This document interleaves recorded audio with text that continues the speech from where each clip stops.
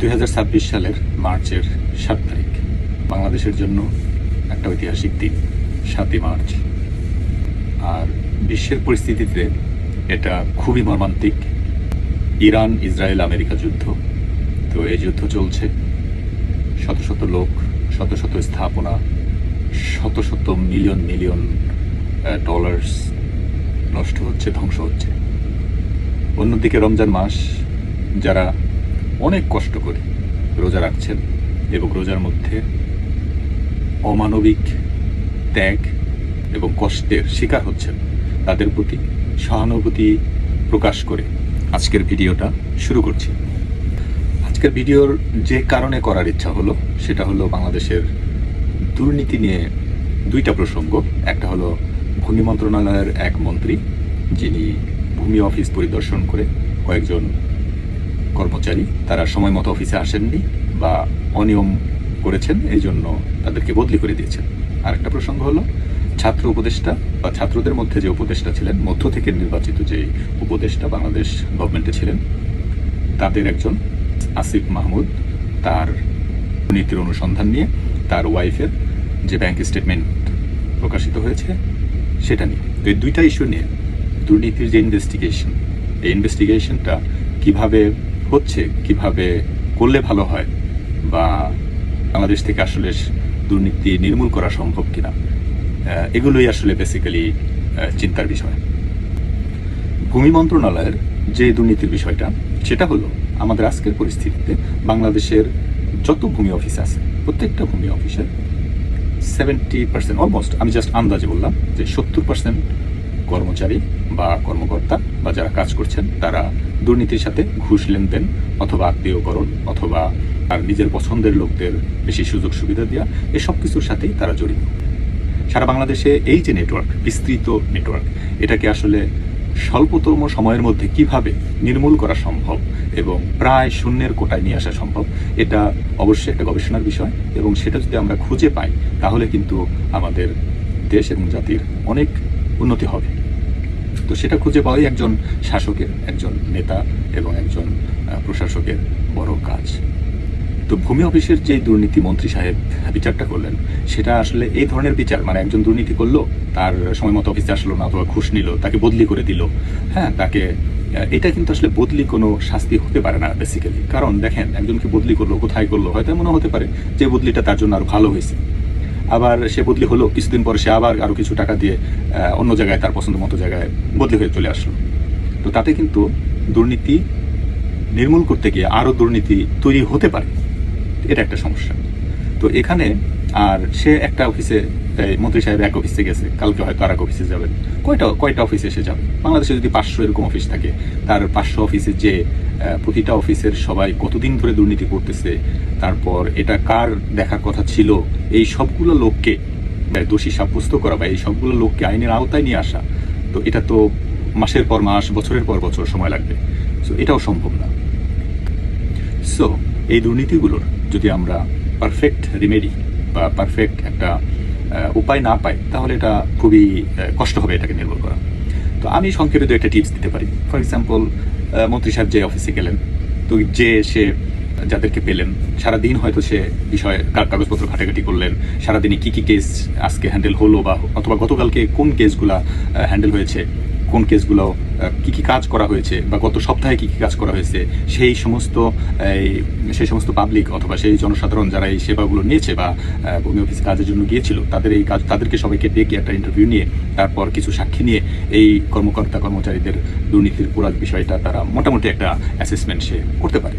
তো প্রমাণিত হলে, ফর এক্সাম্পল, কেউ যদি নিয়মিত অফিসে লেট করে আসেন, এরকম অভ্যাস অনেকের থাকতে পারে, তো সেটা যদি সে ধরা পড়ে, দেখা গেল সে যদি 1 দিন 2 দিন 3 দিনের বেশি যদি কেউ এরকম করে থাকে, তাহলে তাকে কিরকম শাস্তি দেওয়া যেতে পারে? তাকে শাস্তি দেওয়া যেতে পারে এরকম যে, ঠিক আছে, তুমি এই মাসে, গত মাসে 7 দিন দেরি করে এসেছো, তার মানে হলো, অথবা গত বছরেও তুমি এরকম অনেক দেরি করে এসেছো, তাহলে তাকে এমন শাস্তি দেওয়া যায় যে সে চাকরিতে যতদিন ধরে জয়েন করছে, ততদিনের মধ্যে এই আনুপাতিক হারে হিসাবটা করে তারপর তাকে একটা এমন জরিমানা করা, যেটা ফর এক্সাম্পল দিনে যদি তার এরকম লেটের জন্য দিনে যদি 1000 করে 1,000 টাকা করে জরিমানা করে, তাহলে দেখা গেল যে সে 10 বছরের একটা চাকরি জীবনে সে যদি 1000 দিন এরকম লেট করে থাকে, যদি আমরা ধরি হিসাবে, তাহলে 1000 গুণ 1000 এই টাকাটা, এই 10 লক্ষ টাকা জরিমানা করা যেতে পারে এবং অনাদায়ে তাকে 10 মাসের সশ্রম কারাদণ্ড দেওয়া যেতে পারে। তো এরকম শাস্তি যখন হবে তখন কিন্তু মানে এটা যখন স্প্রেড আউট হবে যে হ্যাঁ এই কারণে এরকম শাস্তি হয়েছে, তখন কিন্তু অনেকেরই এই প্রবণতা কমে যাবে এবং আমি আশা করি যে দুর্নীতি করার সাহস মানুষের অনেক কমবে। তারপর ধরুন যে ইনভেস্টিগেশন হচ্ছে দুর্নীতির, ফর এক্সাম্পল আসিফ মাহমুদের স্ত্রীর ব্যাংক অ্যাকাউন্ট স্টেটমেন্টটা যাচাই করা হয়েছে, তো সেখানে দেখা গেছে সে 500-600 টাকার একটা ট্রানজ্যাকশন করছে, বাকি কোনো ট্রানজ্যাকশন নেই। তো এইখানে এই ধরনের এবং এটা নিয়ে অনেক আলাপ আলোচনা, তো এই যে সময় নষ্ট, এই নাই জিনিস নিয়ে সময় নষ্ট করা, এটা আসলে দুর্নীতি রোধের যে গতি এটাকে অনেক স্লো করে দেবে। আর কারণ হলো সে আজকালকার যুগে কেউ কোনো দুর্নীতি, লক্ষ লক্ষ মিলিয়ন টাকার দুর্নীতি কেউ নিজের অ্যাকাউন্ট দিয়ে সরাসরি করবে না, এটা ক্রিস্টাল ক্লিয়ার।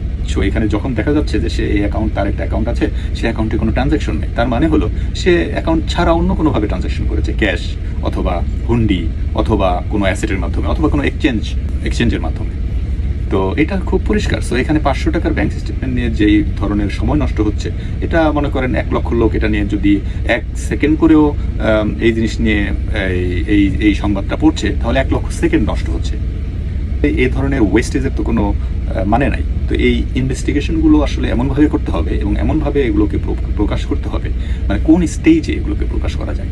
যেমন ফর এক্সাম্পল আসিফ মাহমুদের দুর্নীতি যদি ইনভেস্টিগেশন করা হয়, তাহলে তার স্ত্রী এবং তার ক্লোজ এবং তার মাধ্যমে সুবিধাভোগী কারা হতে পারে, এই ধরনের মিনিমাম 10-20 জন লোকের একটা লিস্ট করে তাদের সকলের transaction, not only one bank, সকল ব্যাংকের ট্রানজ্যাকশন, তাদের সকলের বিকাশের ট্রানজ্যাকশন, তাদের সকলের মানি ট্রান্সফারের ট্রানজ্যাকশন এবং তাদের সম্পত্তি কেনা বেচার, যে কোনো ধরনের অ্যাসেট কেনা বেচার ট্রানজ্যাকশন, এই সব কিছু হিসাব করে তারপর তাদের অনলাইন অ্যাক্টিভিটিস, ক্রিপ্টোকারেন্সিস, তারপর বিদেশে মানুষের সাথে যোগাযোগ, বিদেশে কোথাও সম্পত্তি হস্তান্তর করা, বিদেশ থেকে তাকে ডলার দিয়ে দিল, সে বাংলাদেশ থেকে ক্যাশ টাকা দিয়ে দিল, অথবা সে কি এই উপদেষ্টা সাহেব এই 1-1.5 বছরে কি প্রজেক্টস সে সাইন করছে, অথবা কি কাজগুলো স্টেপগুলো করেছে, ওগুলোর প্রত্যেকটা কেসের সাথে যে ধরনের লোকগুলো জড়িত আছে বা যে ফাইলগুলো সে সাইন করেছে, ওগুলোর সাথে যারা দ্বিতীয় পক্ষ আছে, তাদের সবার ট্রানজ্যাকশন এবং তাদের অ্যাক্টিভিটিস মনিটর করে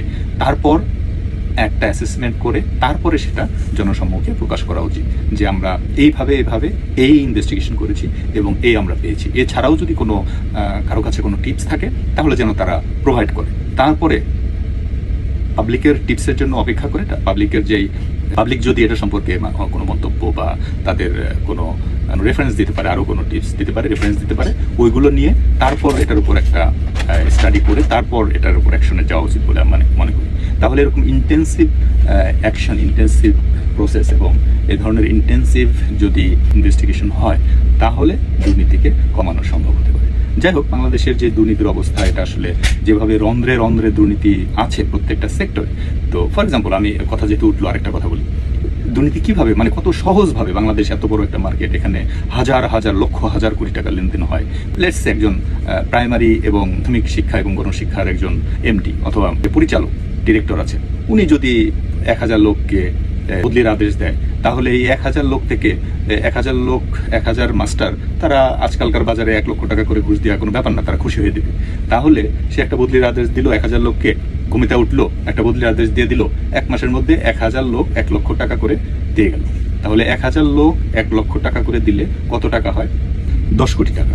তাহলে সে কিন্তু ঘুমি থেকে উঠে একটা বদলির আদেশ দিল, 10 কোটি টাকা সে কোনো প্রকার কোনো কাজকর্ম ছাড়া বিনা পয়সায় সে পকেটে নিয়ে নিল এবং এখানে কেউ কোনোদিন বুঝতেও পারবে না, জানতেও পারবে না। 10 কোটি টাকার একটা ট্রানজ্যাকশন সে কিন্তু 1 মাসের মধ্যে করে ফেললো এবং আরও অল্প সময়ের মধ্যে হতে পারে। তো এরকম মাগনা পয়সা, মানে বাতাসে যে টাকা উড়ে, এটা বাংলাদেশে সম্ভব এবং বাংলাদেশের মার্কেট, বাংলাদেশের ভূমি এত উর্বর যে এখানে এভাবে বিভিন্ন প্রজেক্ট তৈরি করেও মুহূর্তের মধ্যে দুর্নীতি করা বা অনেক অঢেল টাকার মালিক হওয়া অসম্ভব কিছু না। সো এই দুর্নীতিগুলো বা এই এত উর্বর দুর্নীতির সেক্টর বাংলাদেশে, এটাকে কন্ট্রোল করার জন্য এমন সুইচ বাইর করতে হবে যাতে একটা সুইচ দিলে সব নিভে যায় বা দমে যায়, এরকম একটা কিছু আমাদের সমাধান বের করতে হবে।